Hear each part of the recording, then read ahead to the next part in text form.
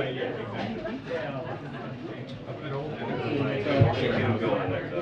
seen those. 7-year-old reformatted it basically. There's something wrong with her. Next day, she's going to go to the office for a ride. So set it up until 20.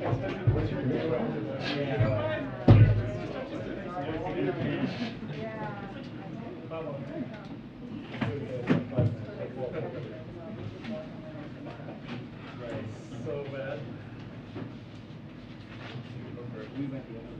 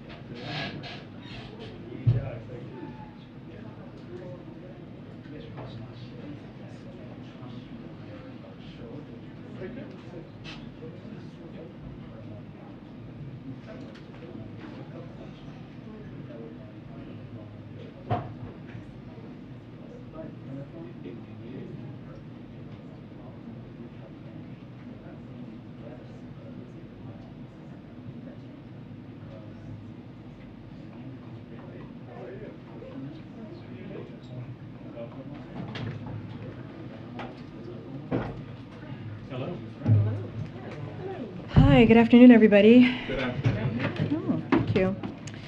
All right, today the Vice President and the Second Gentleman visited NASA's Kennedy Space Center in Florida to attend the launch of the Artemis 1 mission. Despite the launch being pulled down, we look forward to it happening when NASA says all systems are ready. While at the Kennedy Space Center, the Vice President and Second Gentleman met with STEM students, astronauts, and workers building the crew modules for Artemis 2, which will be the first crewed Artemis mission, and Artemis 3, which will return American astronauts to the moon, including the first woman and person of color. As you may have seen, today we announced that the Biden-Harris administration will host the White House Conference on Hunger, Nutrition, and Health on September 28th in Washington, D.C.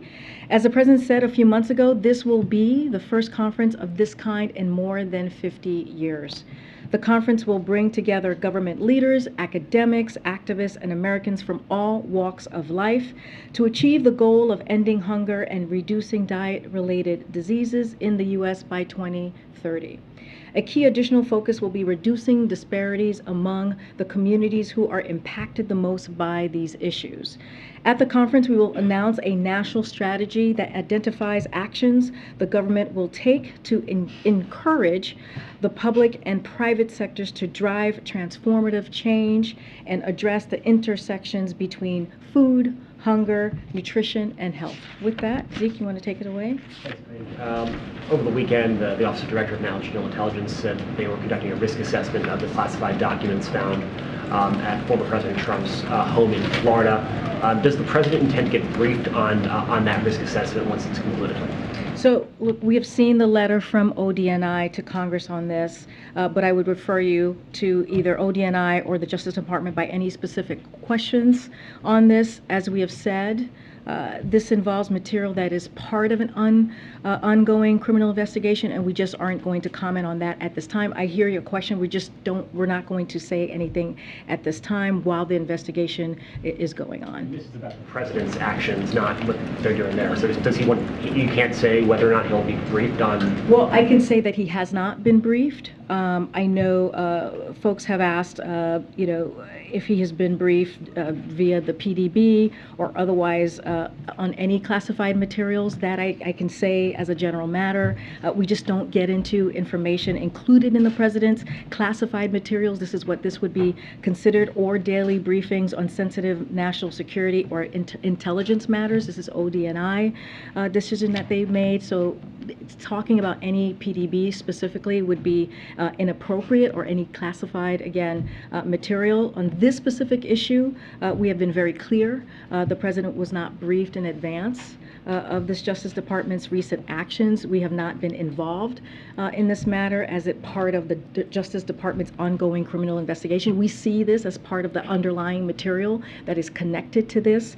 So, as we've said, we are committed to the independence as it relates to any legal matters that the Department of Justice has, and that is something that the president has been very clear about and is going to continue. But just to, again, to put a finer point on this, but the president will get briefed or will not get briefed when ODNI finishes their risk. I am just saying to you, this is an underlying material, underlying matter that is related to this. We're just not going to comment. And as it relates to any classified materials or anything that's related to PDB, we don't comment on that at all. But, again, this is a part of an investigation.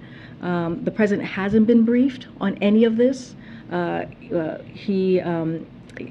of us have been briefed. The White House has been briefed on any of this. And so we are just going to leave it to the Department of Justice and to ODNI on this. On a different topic, tomorrow marks the one-year anniversary of when the president marked the end of the U.S. withdrawal from Afghanistan, the end of the war there. How does the president plan to mark that occasion? Does he plan to speak to the American people? Does he plan to honor the lives of the 13 service members who were lost? As you know, last week on Friday, we did put out, the president put out a statement, released a statement where he named each of the 13 troops who were tragically killed that day. The president feels deeply about the loss that was suffered 1 year ago. And as he said in that statement just this past Friday, he feels strongly that we owe their families support for the rest of their lives.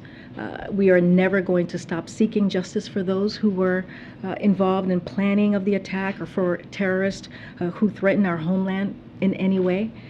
No president feels more strongly about this than this president, about our troops than this president and their families, and this president and he and the First Lady have taken action to support our service members and their families through joining forces and signing the historic Pitts legislation. I don't have anything else to share with you on any future statements that he may make. Nothing to share about anything on his schedule. As you know, he's going to be traveling tomorrow. One more question on the DNI. They're assessing whether bringing those classified documents to Mar-a-Lago damage national security or jeopardize national intelligence operations. Does the president feel that the public has a right to know the conclusion of that assessment? We're just not going to comment about conclusions. We're not going to comment on anything related to this at this time, any specifics to this. We are going to refer all these questions to ODNI and also the Department of Justice. We're just not going to comment. Not about the investigation. I understand the question. Any underlying materials, any underlying questions to this, we're just not going to comment. Of course, it's important to have transparency, but we're just not going to go any further than that. And then on another topic, the president has a lot of travel coming up. He's been getting out more in the country, mostly, doing events, sort of touting his agenda, things that his accomplishments and the like. Are we going to see him actually, as we approach the midterms, stumping for individual candidates? Are we going to see more big rallies like we did last week? So, as you know, I can only speak to official travel from here. I can't speak to any of the campaign or political travel. The president, the vice president, cabinet secretaries, our Hill allies, governors, mayors, and allied groups will take the message directly to the American people. As you know, we had a string of successful legislative pieces just a couple of weeks ago. And so in the coming weeks, the president will host a cabinet meeting here, host an Inflation Reduction Act celebration event at the White House. House, which is going to happen on September 13th, as you all know, and we'll travel across the country to highlight how the Inflation Reduction Act will save money on prescription drugs, cut healthcare premiums, and cut energy costs. Other upcoming events will illustrate how President Biden worked to get things done, including passing a historic gun safety law and making smart investments to keep our competitive edge and rebuild American manufacturing through the CHIPS and Science Act and bipartisan law. President will attend a groundbreaking at Intel in Ohio, as you all know, to address his Safer America plan that helps fight crime and make communities safer, while in Pennsylvania, which is happening tomorrow, and highlight the American Rescue Plan along the way. And so that's going to be our focus, to get our message out, to speak directly to the American people and how congressional Democrats and this president delivered. Again, I can't get into specific or any campaign trail or what we're doing politically, but that's what we're doing on the official side. The president has at least 2 trips scheduled to Pennsylvania in the next week. He traveled there more than any other state last year. Obviously, he's from Pennsylvania, but is there any other significance to him visiting that state? All I can say is Pennsylvania is close and dear to his heart, and he is glad to be traveling there these next couple of trips, as you just mentioned. Okay, Nancy. Oh, thank you so much. Going back to a topic that Zeke brought up, there's been a lot of confusion. Wondering if you could shed any light on this question of whether this White House or this president believes that a president has the ability to declassify classified documents simply by saying so. Look, we want to be very careful here, as you know. We're just not going to speak. It is really, the question that you're asking me is related to everything that is happening currently right now with the Department of Justice and even ODNI. As I said, we're aware of the letter. We did not have any advanced knowledge of the letter. Right now, we are at this time. We're just not going to make comments on any questions related to this, any underlying questions, any content that is related to what we're currently seeing that the Department of Justice is independently working on. An investigation that is independent, and we're just not going to comment at this time. So you can't say what this president believes the process is that he needs to go through when he wants to declassify a document? I'm just not going to, because it's related to what we're all hearing and you all are reporting about, I'm just not going to comment on it at this time. When the president speaks about guns tomorrow in Wilkes-Barre, is there a new policy he's going to be laying out? What can you tell us about what he's going to say on that issue tomorrow? I have some preview for you on this. So tomorrow, President Biden will be traveling about his Safer America plan and the simple, basic notion that when it comes to public safety in this nation, the answer isn't to defund the police, it's to fund the police. He will highlight how his plan would invest 100 more cops for effective, accountable community policing that builds public trust and strengthens public safety. And as part of the American Rescue Plan, you've heard us say this, that the President Biden signed into law last year, we sent $350 billion to local governments to keep cops on the beat. And in contrast, every Republican in Congress voted against the funding for law enforcement, and Donald Trump cut $400 billion from his budget for state and local law enforcement. So the president's going to talk about how he brought the Democrats and Republicans together earlier this month to pass the most significant safety law in 30 years. He'll talk about how we have built on that momentum and how we must act on banned assault weapons. You'll hear that from him as well. So again, a majority of Americans support this when we talk about banning assault weapons. The NRA opposes it. And so we are going to hear from the president about the importance of making sure that we protect our communities. You know, the president has been really clear that congressional Republicans, that extreme MAGA agenda that you heard him talk about last week, is a threat to the rule of law. He will say that you can't propose defunding the FBI or defund the mob that stormed the Capitol and attacked and assaulted police officers on January 6th and be pro-police. And that's what you're going to hear from the president tomorrow. And then finally, Senate candidate Lieutenant Governor John Fetterman says he is going to be at the parade in Pittsburgh on Labor Day, and, quote, he looks forward to talking to the president there about the need to finally decriminalize marijuana. The president has said in the past we need to rethink our approach. Has he decided how he wants to rethink the approach? Does he agree with John Fetterman? So I don't have anything right now to announce, but I just want to talk a little bit and take a step back to talk about our drug policy that we have been very clear about. But I'll lay some stuff here. We're at an urgent moment when it comes to an overdose epidemic. You've heard the president talk about that. More than 100,000 lives lost in the most recent 12-month period. The bulk of our early efforts have been focused on addressing the addiction and overdose epidemic. That's what we have talked about these past 19 months, which has worsened during the course of the pandemic, sadly. Untreated addiction and overdose deaths require urgent attention, and having evidence-based policies in place is critical. That is incredibly important to this president. But at the same time, President Biden believes that there are too many people serving unduly long sentences for nonviolent drug crimes, a disproportionate number of whom are Black and brown. That's why in April, during the Second Chance Month, President Biden announced 17 sentences, commutations, and 3 pardons, which are more grants of clemency at this point in a presidency than any of his 5 recent predecessors. As I have said before, the president supports leaving decisions regarding legalization for recreational use up to the states, rescheduling cannabis as a Schedule II drug so researchers can study its positive and negative impacts. And at the federal level, he supports decriminalizing marijuana use and automatically expunging any prior criminal records. We don't have anything to announce today at this point, but just wanted to lay that for you. On the Federal Reserve, Elizabeth Warren has said that she's concerned that if the Fed raises rates again, that it could put people out of work or tip the economy into a recession. Does the president share any of those concerns about an overreach or possible overreach? So, as you know, we've been very clear when it comes to the president's plan on attacking inflation.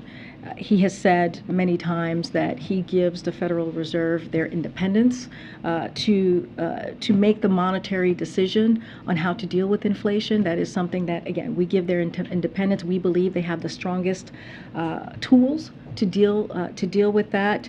But we know that Americans are feeling the pain of higher costs, higher prices. That's why we have worked so hard to bring down gas prices. We've seen for 76 days gas prices have gone down. It is the fastest decline, as you've heard us say, than in over a decade. And so that is important. That's why the Inflation Reduction Act was so critical in dealing with, that's going to deal with lowering costs, that's going to deal with that $300 billion, going to deal with reducing the deficit, which is important, which is now that 1.7 trillion deficit that we have seen under this president in the past 19 months. 380 billion was done last year. And so this is important as well. It's important for the president, but he's going to continue to do the work. But we want to say a couple of things that we wanted to share is, like, you saw the new data on Friday that showed prices came down nationwide last month and personal income went up. So that is a sign of inflation that is easing. And latest headline CPI inflation was flat. Prices in the aggregate had no increase versus the prior month. And this morning we learned, and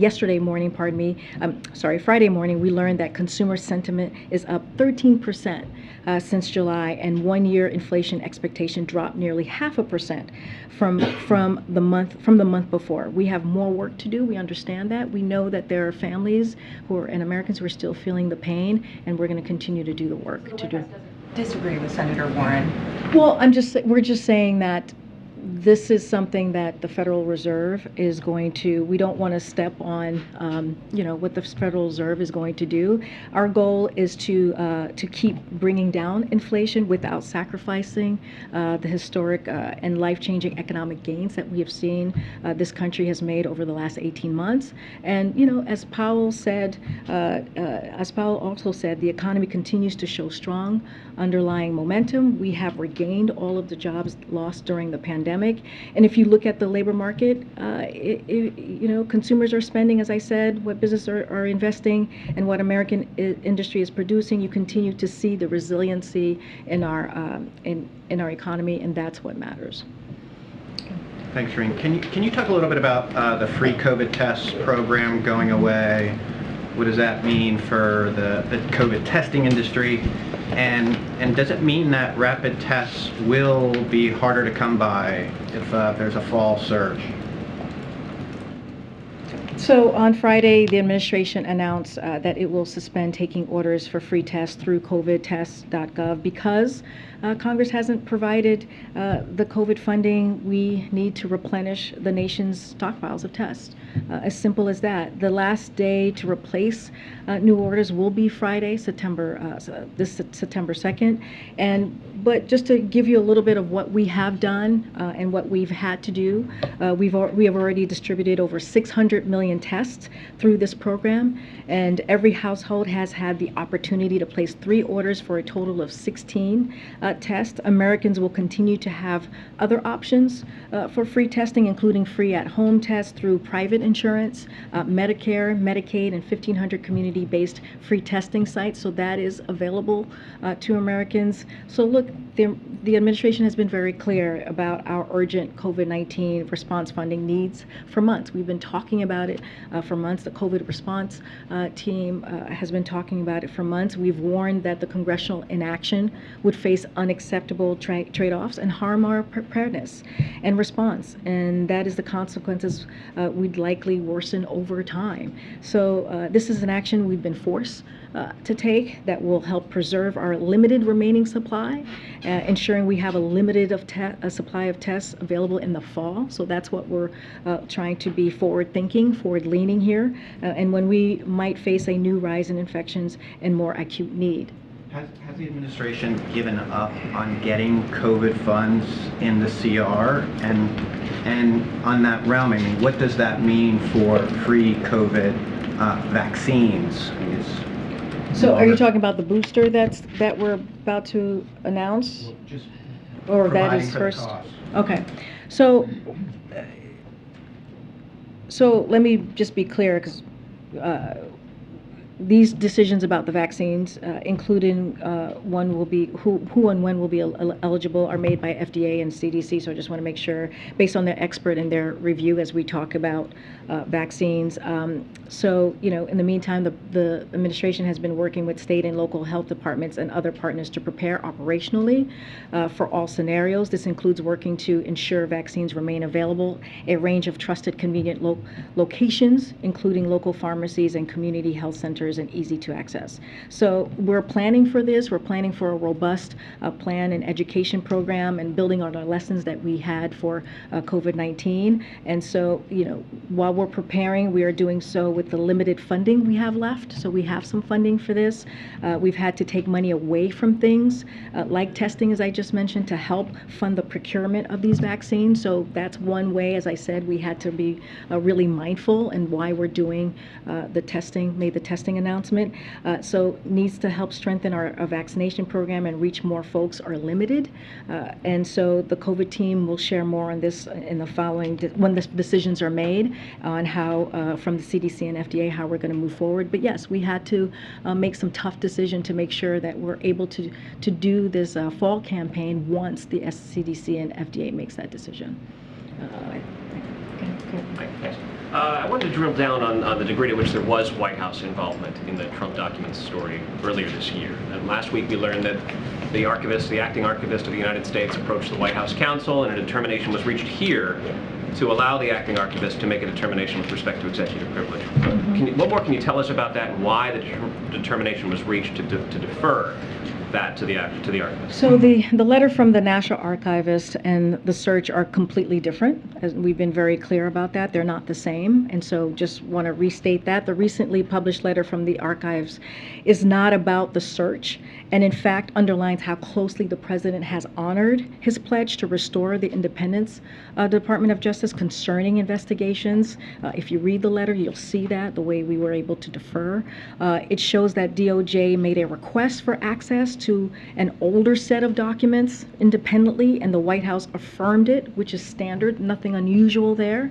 And when former President Trump attempted to assert executive privilege to block the FBI from assessing the document, President Biden deferred to the National Archives and the DOJ Office of Legal Counsel on the issue. So again, we deferred that decision. So the decisions here have been made by the National Archives and the Department of Justice Department. Just to clarify, you're saying that President Biden himself was personally approached and he made the decision himself? What I'm saying is the White House was there. We are the ones that were able to defer, which is we affirmed, which is normal, nothing unusual. We deferred to the National Archives and the Department of Justice Legal Office, and we let them make the decision. It was not made here. We deferred it so that they can make the decision. But just to pin it down, are you saying that it was not the president himself who arrived at the decision, or that the president himself made the decision? Well, what I can tell you is the White House affirmed it. I can't. I've been asked this question, who specifically? I can tell you the White House here on this campus, the White House actually affirmed it and also deferred it. Thanks, Karine. Continuing on this theme, the president last week was asked about former President Trump's claims that he declassified all these documents, and President Biden said, quote, "I'm not going to comment. I mean, because I don't know the detail, I don't even want to know. I'll let the Justice Department take care of that." I understand that he wasn't given advance notice about the search, the Justice Department's independent, but when it comes to national security questions, shouldn't the president want to know the details? Again, when it comes to national security questions and even classified materials, it is something that we just don't speak to. We don't get into information included in the president's classified materials or daily briefings on sensitive national security or intelligence matter, right? That is something that I wouldn't even be able to talk about because that is the protocol that we have here. Look, the president was asked a question. He answered it as it relates to, right? This is also relating to, we've said this, any content, anything that's related to underlying materials related to this. This is something that we are just not informed on. This is something that it is the independence of the Department of Justice as it relates to ODNI. That is something that assessment that they are doing, that we are not involved, we are not briefed, we are not aware of, and I'll leave it at that. I just want to be really clear. You can say that he was not briefed about the warrant execution, but you can't say whether he's been briefed on any of the national security issues. Oh, I can tell you right now, when it comes to the ODNI, the letter, I can surely tell you that the president was not briefed on that. He was not aware. I know, this is all, it's all connected. Right? It's all connected. So I'm trying to give you answers for what I can give you answers to, right? So I'm sure we have not been asked about that, and I'm telling you, for that particular piece, we were not briefed, we were not made aware of. That is something that ODNI, that is their assessment, that is something that they're doing as it relates to the ongoing investigation that the Department of Justice is doing as it's connected to national security materials. What I can say, if I'm asked, if the president has been briefed on classified materials, we have said this before at the podium, it is something that I can't even speak to, right? I can't even speak to what classified materials he's been briefed or daily briefings when it even comes to his PDB. That is, it is classified information, so it is not even something that we can speak to. That's what I'm talking about. Okay.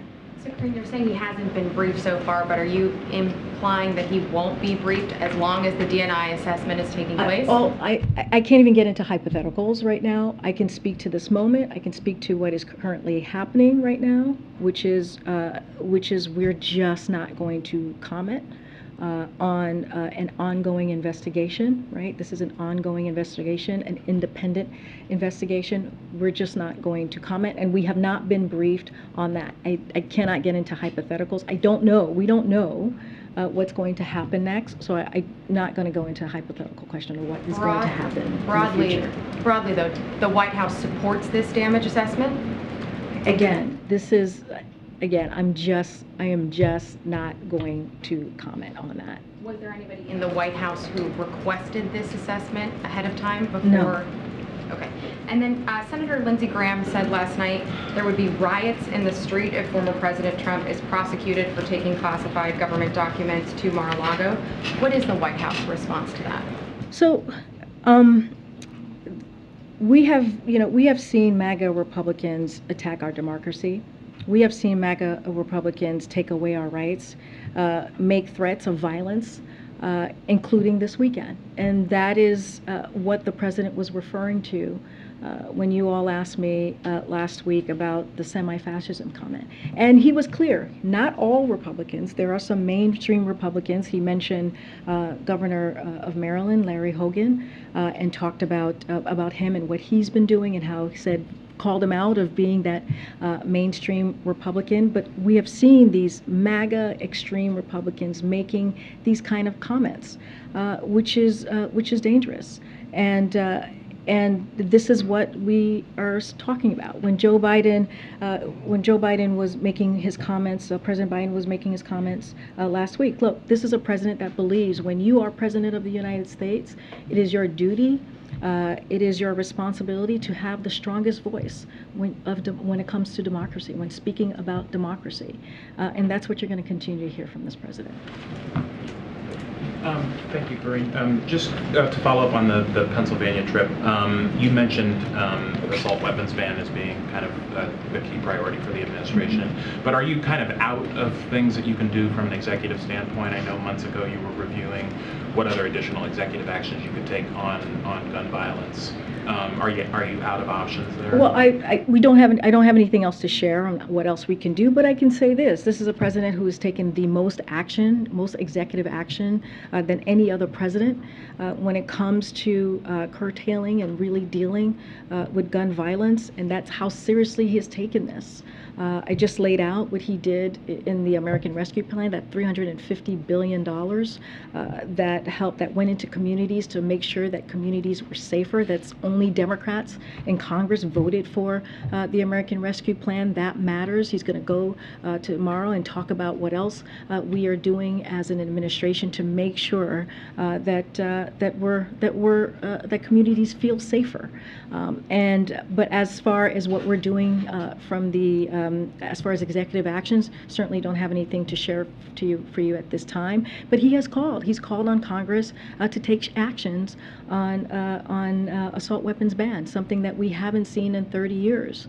And you've heard him say this when assault weapons ban sunset 10 years after it was put into law, 10 years after he worked very hard to make sure that we had that piece of legislation. We did see crime go up with assault weapons. So that is something that the president has been fighting for throughout his Senate days as vice president, and he'll continue to fight for this as president. And do you have any more color about why this part of Pennsylvania is the appropriate place for this message? No specific color on that. We're going to his hometown, which is important to him, which is very close to him. But I don't have any specifics. It's just, we go to places where we can actually be able to deliver our message to the American people, especially all the work that we have done here in Washington with congressional Democrats. One quick one on abortion. There's been kind of a number of incidents nationwide where medical providers have been unsure if they can provide certain procedures for women, even if they feel that it's medically necessary, if they're going to run afoul of state law. What is kind of the White House guidance to medical providers about whether they should consider running afoul of state laws in providing medically necessary abortions? Look, this is something that we are acutely aware of. That's certainly that we are monitoring. Look, a lot of this is, when we talk about that MAGA agenda, the MAGA extreme Republicans, this is it. This is congressional Republicans who are touting this MAGA agenda, including banning abortion in cases of rape, incest, and the health of the mother. And so this is something that the president certainly is going to call out. We saw the Texas District Court affirm that medical providers can deny life-saving and health-preserving care for women, even if they are suffering from hemorrhaging or life-threatening hypertension. Thankfully, we saw in Idaho Idaho, a federal Idaho District Court determined that women there will continue to receive life-saving and health-preserving emergency care, including abortion care. But you know, this is something that the president's going to continue to speak to. How extreme this agenda is.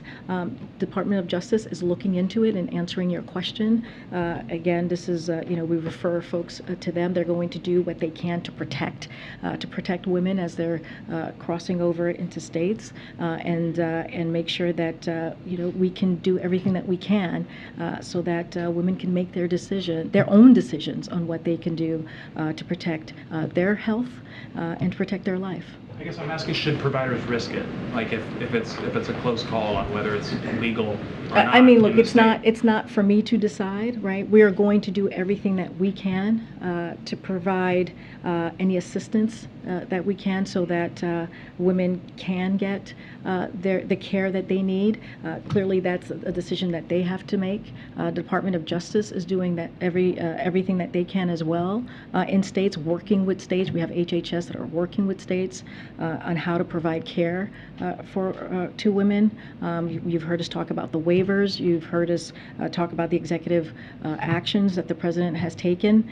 But again, that is not something that I'm going to speak directly to. That is something that they would have to make a decision on. And every state is different, right? Every law is different. Thanks, Karine. One thing that the White House has said about the ODNI's review is that the White House sees this as appropriate action. I wondered whether you could help us understand why the White House sees this as appropriate action, and whether that's based on any specific concerns that have been discussed within the White House. I'm just not going to get into anything further there. Again, we have seen the letter from ODNI to Congress on this. I would refer you to either ODNI or the Department of Justice for any specific questions. Any underlying materials, we're just not going to speak to this. This is an assessment that ODNI is doing, and we did not know anything about this beforehand, and I'm just not going to go any further.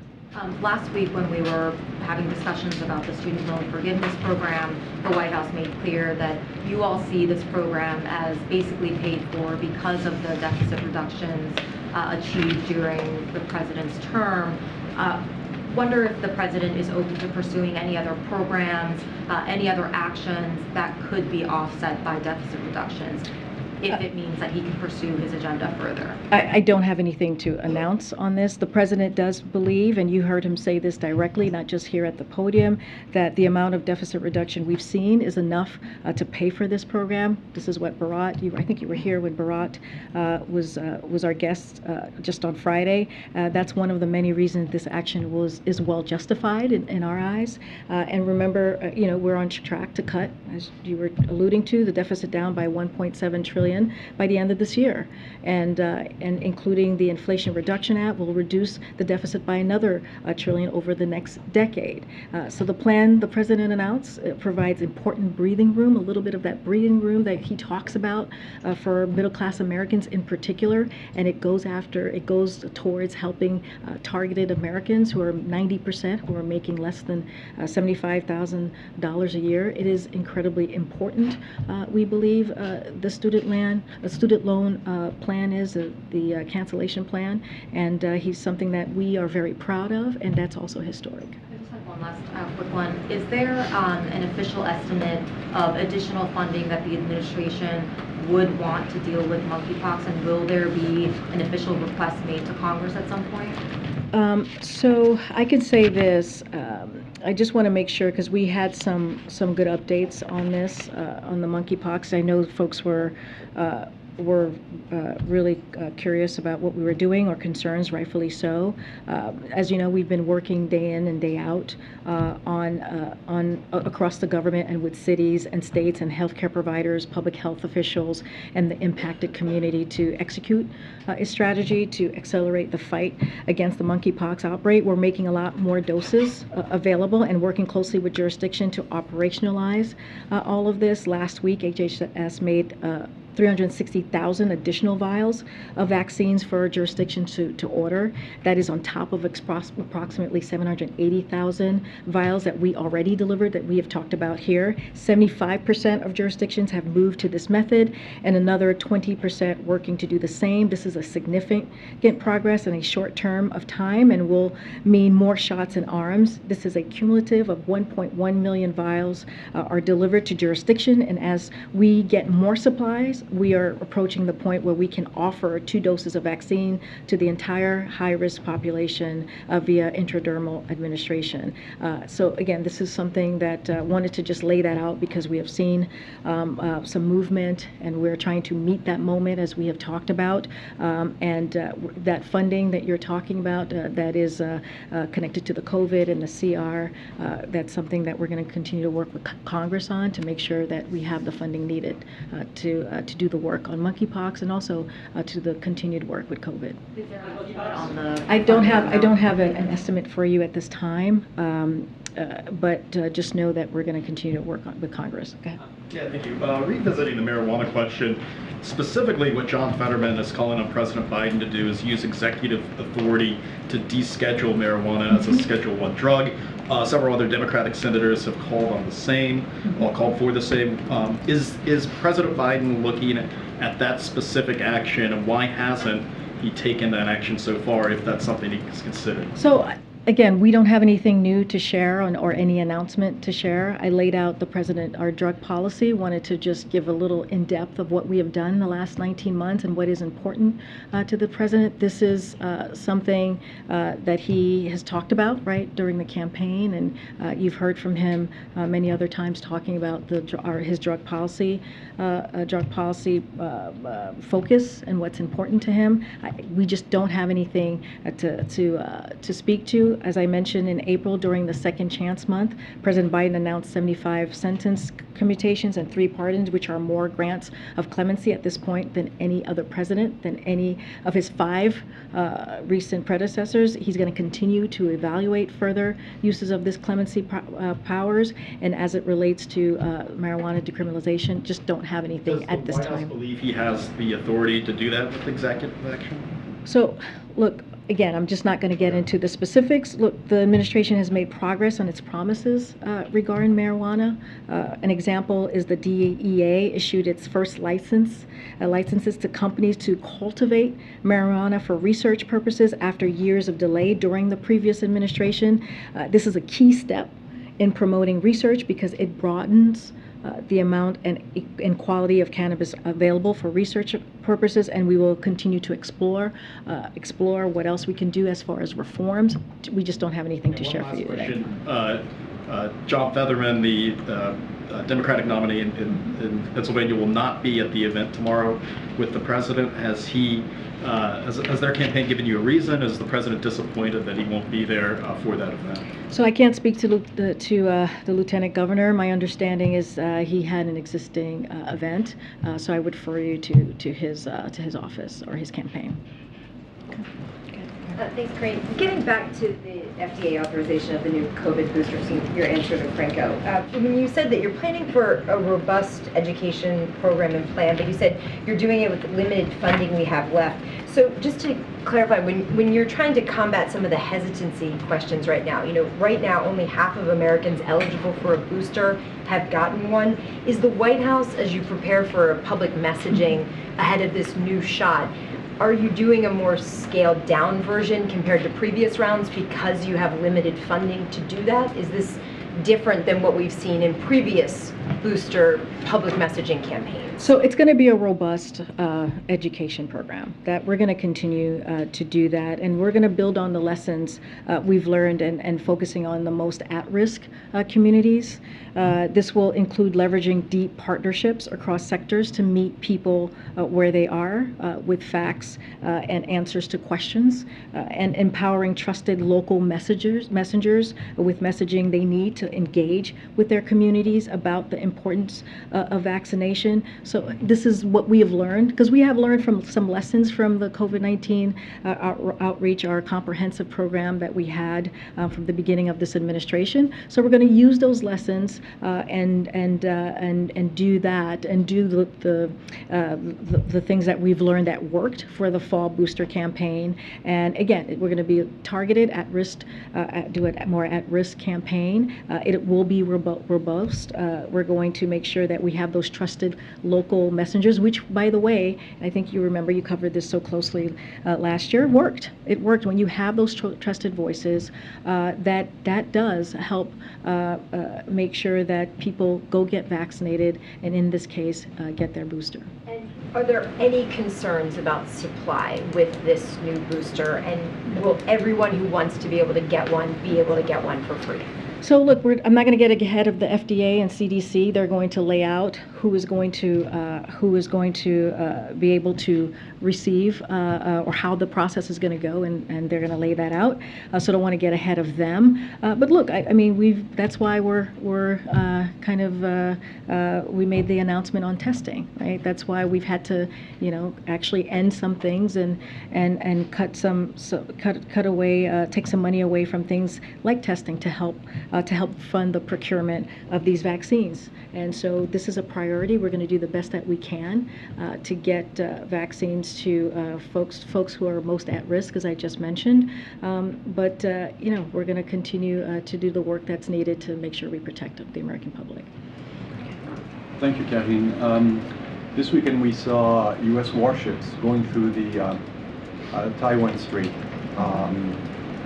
Considering the buildup of tension since the speaker's visit, what was the necessity of seeing U.S. warships doing this time? So Indo-PACOM put out a statement, as you probably saw on Saturday, detailing the transit, the warships that you're speaking of, the U.S. Navy warships to be more specific.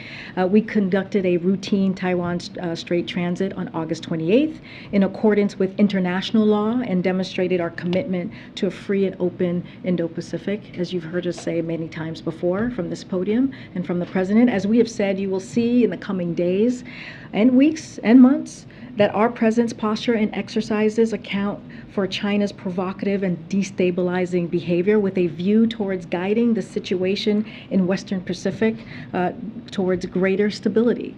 This is not about U.S.-China. This is about what is in the best interest of Taiwan's interest specifically, and the region's interest as well. So our policy towards Taiwan has remained consistent for decades and across administrations. We remain committed to our one China policy. And in accordance with that policy, we'll continue to fly and sail and operate where international law allows, consistent with our long-standing commitment to freedom of navigation, as you've heard us say, and that includes conducting standard air maritime transit through the Taiwan Strait. So we are committed to doing that and protecting the region. And another topic on the Iran potential new Iran deal. Iran is studying the U.S. response, but we're receiving information here and there about potential release of prisoners and all this. I know you don't want to negotiate in public, but does the administration feel that the discussions are going in the right direction? So as far as the status of negotiations, as you have said, we're not going to negotiate in public. Look, we have taken deliberate and principled approach to these negotiations from the start. If Iran is prepared to comply with its commitments under the 2015 deal, then we're prepared to do the same. As it relates to last week in the EU, we conveyed our feedback about Iran's comments on the EU's proposal directly to the EU. We will not negotiate again in public and are not going to go into details of how the process is going. I'm going to. I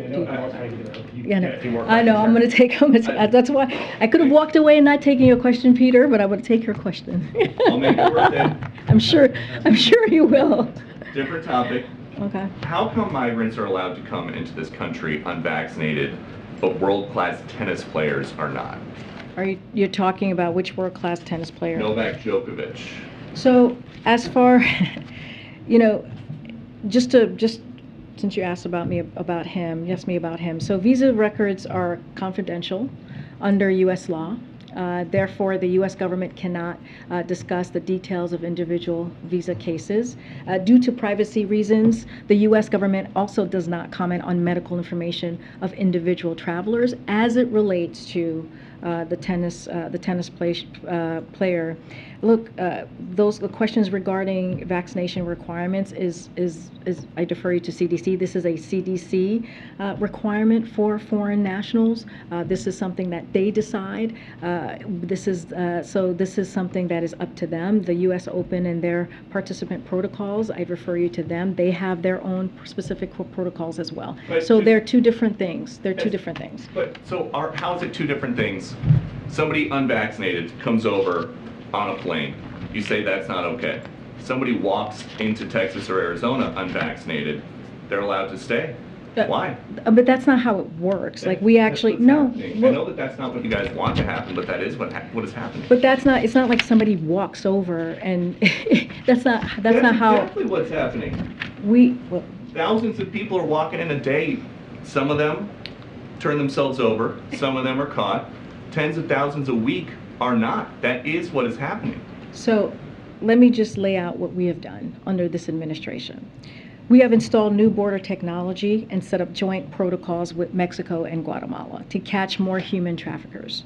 We have already made over 3,000 arrests in the first 3 months of launching an unprecedented anti-smuggling campaign with regional partners. We've secured record levels of funding for the Department of Homeland Security. We've put in place dedicated immigration judges so asylum seekers can have their cases heard faster. We've expanded labor pathways, including H-2B visas. And through the Los Angeles Declaration on Migration and Protection, President Biden brought 20 world leaders together to manage increased migration flows across the Western hemispheres. By contrast, core to the prior administration, immigration strategy was to build a wall, and they couldn't even accomplish that in the 4 years. And they also, by talking about building a wall, which would have taken billions of dollars from veterans, billions of dollars from schools, which is also a policy that just does not work. It is not that simple. It's not just that people are walking across the border. We have a plan in place. This is not like switching the lights on, right? This is going to take a process. We are fixing a broken system that was actually left by the last administration. And as it relates to the tennis star, that is totally different. That is a different process. That is the U.S. Open that he is part of. And there are CDC federal guidance that he needs to follow. But why is there a CDC requirement for people that fly here as opposed to people that cross the southern border? Look, we have talked about Title 42, right? This has nothing to do with Title 42. It is. Title 42 is the CDC imperative. And you guys got rid of it because you said the pandemic that is not how it works. It is not. Title 42 is very much in place, and that is the process. So there is a CDC provision for folks coming through the southern border. It is not just for tennis players. Migrants have also a CDC guidance that we have to follow, which is Title 42. So that is not the case. That is factually wrong. Okay. Go to the back right here. Yeah, thanks, Karine. So the jobs numbers are coming out on Friday. So should Americans be prepared for job losses to tame inflation? So I don't want to get ahead of what we're going to see in a couple of days. We have talked about how we're coming off a historic economic growth. And it's no surprise that the economy is slowing down. You've heard me say this. You've heard Brian Deese say this. You've heard others from NEC say this. Slowing down as we're going into a transition, right? Again, from a historic economy to now a more stable and steady growth, and that is important. We see that as an important next step. And we've talked about how as we see the job growth numbers, we're expecting that to cool off just a bit as we're going into that transition, making sure we do not lose the gains that we have seen this past year. And right now, we're still seeing a strong labor market, which matters. Consumer spending is strong, which matters. And so we're going to always look at every economic data. That's going to be very important as we move forward and continue to try and deliver lower costs in particular, which is so important at this time for the American people. But I'm not going to get ahead of the numbers, but we have talked about how we're expecting to see a bit of a cooling as we go into a transition to more stable growth. In that transition, then, you're expecting job losses, but I'm just not going. We've talked about how we anticipate a cooling, right, for the job numbers to not be at the high job growth that we have seen these past several months. That is something that we have talked about many times. Anytime you all ask me about what we expect for jobs numbers, we always talk about we expect a cooling, especially as we're in a transition for a stable and steady growth, and that is something that is important as we're looking at the resiliency of our economy. Okay, I'm trying to see. Go ahead. Thanks. I wanted to go back to what you were saying about the COVID-19 rapid test. Is it that you need more money to buy more tests, or you're out of money to send the tests? What's the funding issue exactly that prompted you to shut this down for now? So we've been very clear that the COVID-19 response funding needs for months, right? We've talked about it. You've heard us talk about it in here. You've heard the COVID response team talk about it. You've heard the president talk about it. We've warned that the congressional inaction would force unacceptable trade-offs and harm our preparedness and response, and that consequences would be likely worsen over time. And that is what you're seeing here. So this is an action we've been forced to take because of the lack of funding and not continuing getting that funding that we need from Congress that will help preserve our limited remaining supply. That's what we're seeing. So ensuring we have limited supply of tests available in the fall, right? We are preparing. That's what we're doing in this administration. We make sure that we prepare for what can come next. And so, what we might face, a new rise in infections and more acute need. So that's why we're taking this action, so we have some limited supply for down the road. But again, we're going to continue to call on Congress for the funding. We're going to continue to work with Congress to get that extra funding. But that's what you're hearing from this announcement. Yes, we had to make some tough decisions, and this is part of that. The question I wanted to ask you was on Afghanistan, specifically the Afghans that have come into the country in the last year and don't have a path to permanent legal status, at least not an easy one.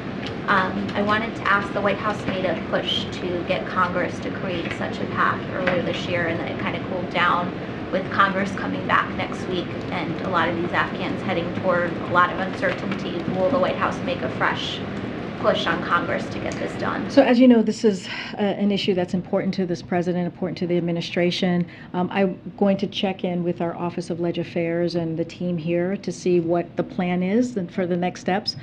We don't have anything to share specifically on the legislative component to that. Is there anything else that you can do from an administration perspective to help these people be able to apply for asylum more quickly, or be able to have that certainty that they know they'll be able to stay here long term? So look, we all know that legislation is always the best way to move forward with more certainty when it comes to asylum or coming here and getting the security that they need. But look, one of the things that I do want to say is that the Biden administration, the Biden-Harris administration, is going to continue to demonstrate its commitment to the brave Afghans who stood side by side with the United States over the past 2 decades. And so that is a commitment that we have made. And just to give you a little bit of an update on the SIV process, because we had made some changes to that since taking office, at the president's direction, we have undertaken substantial efforts to improve the Afghan special immigration visa SIV program, make it more efficient, and process SIV applicants more expeditiously while continuing to safeguard our national security.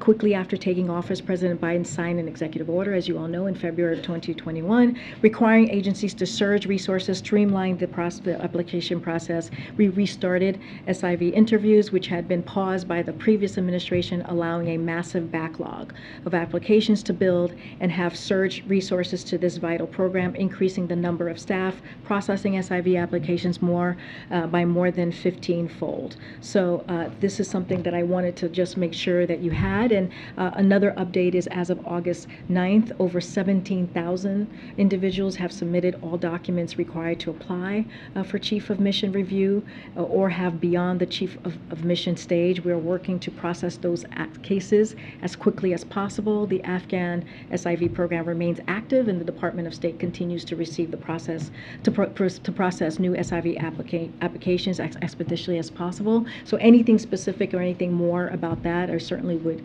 refer you to the Department of State. Yeah. Okay. Thank you, guys. All right. All right. Thank you.